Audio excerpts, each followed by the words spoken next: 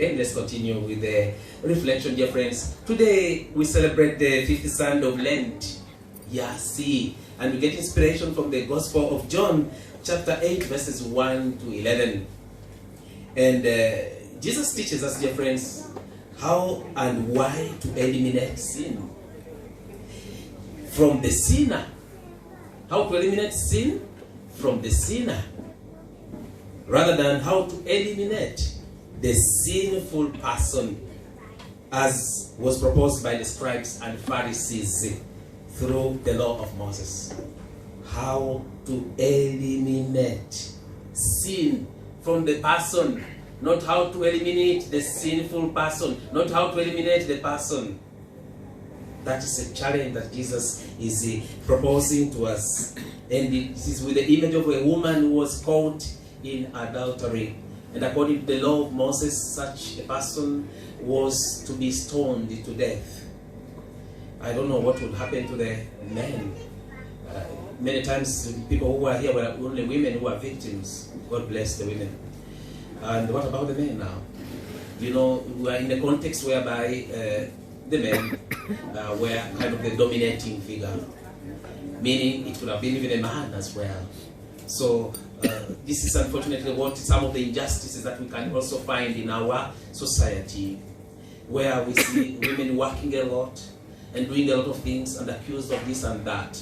Of course, sometimes they're accused even innocently, and so of course sometimes, they have really committed this sin. So this is a woman who was brought and had committed sin, and so the woman was brought at the center. And Jesus was in the temple. He went to the temple area to do what? To teach. And as he was teaching, the scribes and Pharisees, as they always did and always found anything wrong with Jesus, they bring this woman and put her at the center. What a shame they express. They want to humiliate the woman. And sometimes it may happen to our lives that our attitude is always bringing others in the center as if we are the best. We bring others in the center and we begin throwing stones at them. As if we are the best saints. We are all on a journey. This is what the Pharisees do. They bring this woman in the center. Yes, of course, she had committed sin, but to bring in the center, to expose, to humiliate. How often do we humiliate others? Let's pray that God can touch our hearts and ask for forgiveness for the times we have humiliated others, putting them in the center, throwing all kinds of bad words and bad actions towards them, and pulling them down instead of lifting them up. Our mission on earth as humans, as Christians, is to build each other up with the stones of the heart, not to use stones to throw at each other and crush each other, because the same stone I'm throwing to the other person will be the same stone that they will throw back to me, because now this is what the Pharisees did. And difference, one interesting thing to keep in mind is that this story that we are hearing in today's gospel is about the power of love and the power of hate. Which one do we choose in our lives? The power of love that welcomes everyone, including sinners. This is what Jesus came to show. He came to show the power of love that heals, that cares for the other, that takes the other as he is, that is patient with the other, that accompanies the other person. The power of love. Whereas the power of revenge is a power of envy, a power of negativity, a power that looks only for small spots in the others and looks for only problems in others, instead of looking at the many blessings that others have. So we have these two powers in us. The power of love, that's beautiful. The power of forgiveness, the power of mercy on one hand, and we have the power of hatred, which kills us like a poison. And we still maintain that hatred in our mind, in our hearts, until it eats us up and becomes and creates even cancer in us. Remember, the inner parts can be eaten up by negativities and a lot of poison that we store in our minds and in our hearts. It becomes heavy. You know, when we store a lot of heavy pain, negatives in our mind, in our hearts, life becomes heavy, even our movement becomes difficult. Yet we are to move with the power of the Spirit in us. So dear friends, we possess these two powers. Which one dominates us? The one who forgives, protects, and gives life, is the power of love. The power of love forgives and never gets tired of forgiving. It protects others, even in their weak moments, especially that's the time they need us more. And it gives life. And that's, I think, the power that we are called to embrace. And not the power that destroys life. There's a lot that today can destroy life. We can easily destroy life with fake news, with our words. Instead of using our mouth well, we may use it negatively, and in that case we are destroying life. Those who brought the sinful woman didn't really care about her. They just wanted to just catch the attention of Jesus and to test Jesus, to trap Jesus. And sometimes this is what we do to our friends. We trap others. Instead of loving and caring for others, we trap them. And that is a negative thing, to trap, to see that somebody falls into the pit. And I'm happy somebody has fallen into the pit. No, we should be happy when someone is moving ahead. And we should be the reason why someone is moving ahead. And so the attitude of Jesus towards this adulterous woman is different from that of the scribes and Pharisees. And the sin takes place in the temple, as we've seen, dear friends. They accuse this woman. And they knew well, the scribes, the law of Moses. They knew it very well. And you know, when they bring this child, this woman to Jesus, Jesus looks at them, and I think he loves them. He loves them. And you know what he does? He bends down. These are the two things that we are reflecting on. He bends down. As he bends down, what does he do? He writes on the ground. That bending down is showing, first of all, that humility. Is showing, giving time for meditation.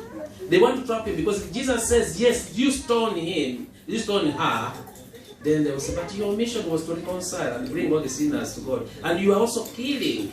And they will accuse even more Jesus. If he says, now you can stone her, because according to the law of Moses, this is how it was supposed to be, that a woman has to be stoned. And if Jesus was to say, yes, stone her, then in that case, Jesus would be even accused of murder in that case, especially according to the Roman law, which had been already protected. Nobody has the right to take away the human person.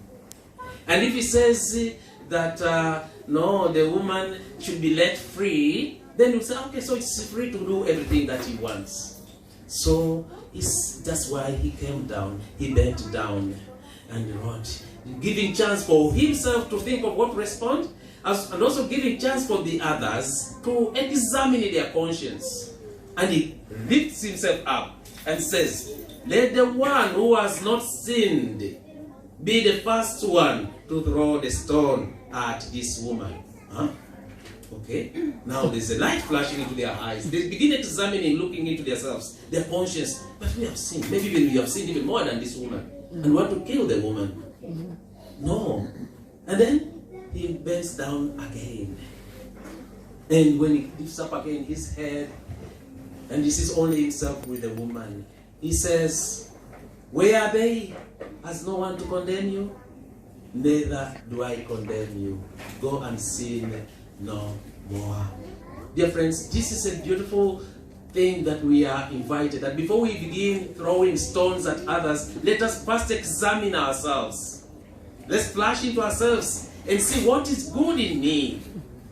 And if everything is good in me, then I will not immediately rush into judgment to throw stones at others. Sometimes more stones should be thrown to us more than to others. And one thing also to keep in mind is to eliminate sin from the sinner. Not to eliminate the sinner. If we are to eliminate the sinner, all of us would not be even in this tent. If we are to eliminate the sinner, we are to eliminate the sin, the bad, the evil in each of myself first. Then I help my brother, my sister to remove whatever is negative, whatever is sinful, so that our mission continues to flourish. The mission of spreading only good news. That is our mission. In order to spread goodness, we have to remove everything that is bad. To eliminate sin from us. Not to eliminate the sinner. Not to brand, this one, that man, that woman, that boy. But he's always moving around here and there. That one does not serve. The best that serves is to imitate Christ, who welcomes all as they are and who invites them to examine our conscience. Every day we are invited to examine our conscience. And so before we judge anyone, think first of all godly about someone who sinned. I must think of myself before I can judge anything from the other person. And all we possess is the supernatural power. We have the power to love, to build, not to destroy. We have that power. The energy we have with our strength can either build up with the stones that would have used to throw to others, or it can destroy others with words, with actions. We can destroy others. And every day we have the power to choose either to destroy others and destroy ourselves, or to build others. How beautiful it would be if we use our energy, our gifts, our talents to build others. The power we have is to give life. The power of love, not the power of devastation, the power that destroys. And then another power we have is to transform others with our love and not to devastate others. With our care, we transform others. We can throw stones or we can pick up these stones to build others. This sinful woman, dear friends, was transformed because of love and forgiveness. You see, when we love others, we forgive others, we care for others, we transform them, we change their hearts, we change their lives. Instead of condemning them, instead of blaming them, instead of throwing stones at them. This woman was transformed and was healed because of love.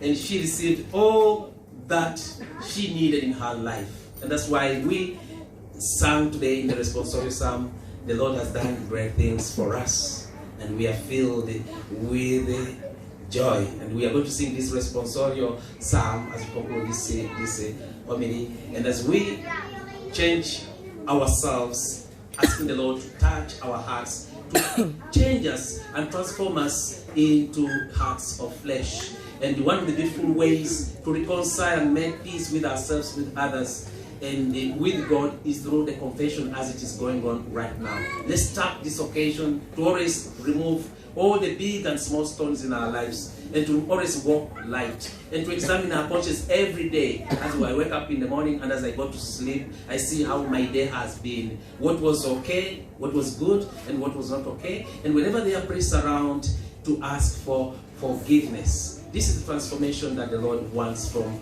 all of us. And this woman was transformed because of love.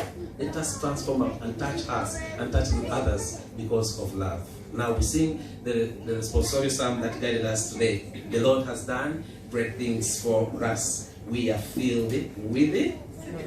With what? Joy. With joy.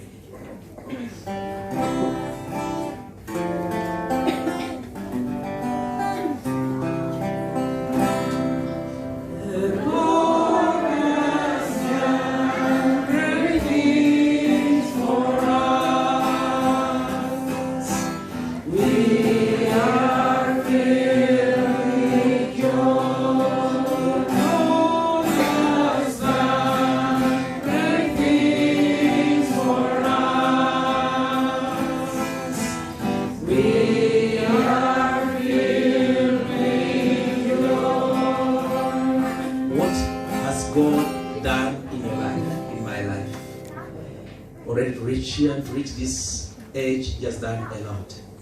And let us thank him always, every moment. And that's what the Eucharist is all about. The Lord